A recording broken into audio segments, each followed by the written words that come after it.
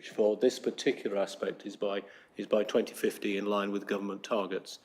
I do just have one question, which hopefully Ms Holmes may be able to help me with, which is the extent to which the structure does not prejudice small businesses who may not have the resources to put in the same level of effort as larger businesses do in terms of sort of putting the emphasis towards the level of support that we'll be looking for.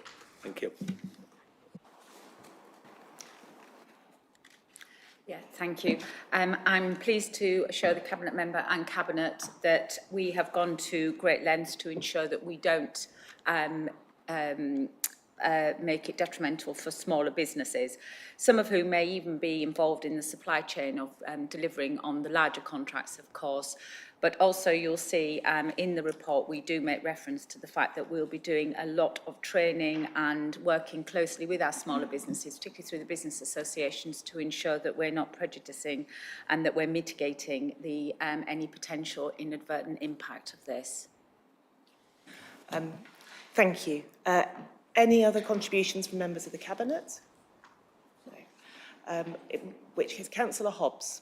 Thank you. I'd like to second this, but also just like to draw attention really to the good work of Glendale, who are a recent new contract that we've awarded at the Council and who are already living the Charter.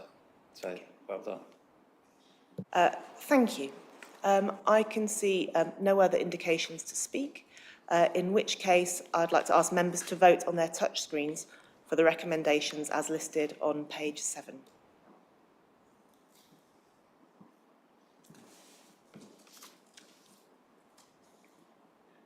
Okay, everybody's voted and that has passed with 4 votes in favour. Thank you. Moving on to agenda item 6, which is the Budget Management 2023-2024 Progress Report, October to December 2023, so quarter 3. Do I have any comments from Councillor Kenny? No? Thank you, Councillor. In which case, I would like to invite Louise Duffield to introduce the report. Thank you, Chair. So this is, as you indicated, the routine update for quarter 3 budget management. I'm hoping that the report speaks for itself. I'm, of course, happy to take any questions. Just 2 points of note. You'll see in the capital programme, we have a 4-year rolling programme, and we're pleased to see the Centre for Outdoor Sports is now moving into delivery, and that will accelerate quickly. And we continue to see really strong performance of Treasury Management, which is helping us manage a really difficult economic climate. Happy to take any questions. Thank you. Would anybody like to speak on this item? In which case, Councillor Gibson. Thank you, Chairman. Just like to just comment about how this the final year outcome shows the pressures that this council is operating under in terms of the financial pressures that all councils are in fact operating under. And I think that we really have to congratulate officers on the way in which we are actually maintaining the services across this difficult period. And I think also that we see that in this year we're absorbing nearly half the pressure of the increase that we're seeing in the revenue budget into next year. It's just a comment, it's not no question there. Thank you, Councillor Gibson. I believe that Councillor Cook is going to propose this item. Thank you. Yes, I'm pleased to propose that we endorse this report and its content and note the current forecast outturn as has been described and as is set out in detail in the report papers. I'd like to add my thanks to the officers for providing a good outturn in the current circumstances. Thank you. Thank you, Councillor Cook. And do I have a seconder? I'm happy to second the report, and I'm just very pleased to see, after the granting of the planning permission for the Centre for Outdoor Sports, the acceleration now of the work to deliver this as a vital community facility. Thank you, Councillor Hobbs. In which case, having got a proposer and a seconder, I'd like to ask members to vote on their touch screens on the recommendations as listed on page 21. Okay, and that has been passed unanimously. Thank you. Item 7 is to consider whether to exclude the press and public from the meeting during consideration of the following items in accordance with Section 100A of the Local Government Act 1972 on the grounds that it involves the likely disclosure of exempt information as defined in paragraph 3 of Part 1 of Schedule 12A of the said Act. Can I seek your verbal affirmation that this is acceptable? Agreed?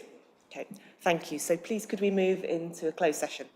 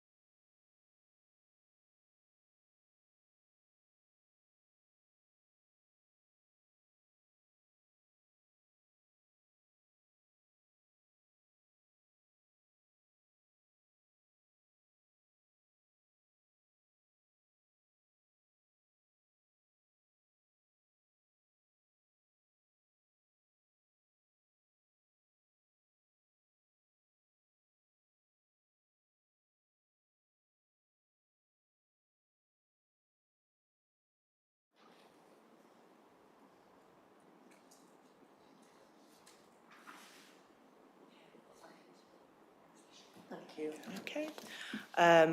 So we're now back in the live session, and all that remains for me to do is to thank you for attending, thank officers for their work and their reports that they've brought to us, and close this meeting of Cabinet. Thank you very much.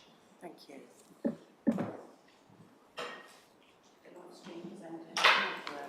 Thanks, Ellen.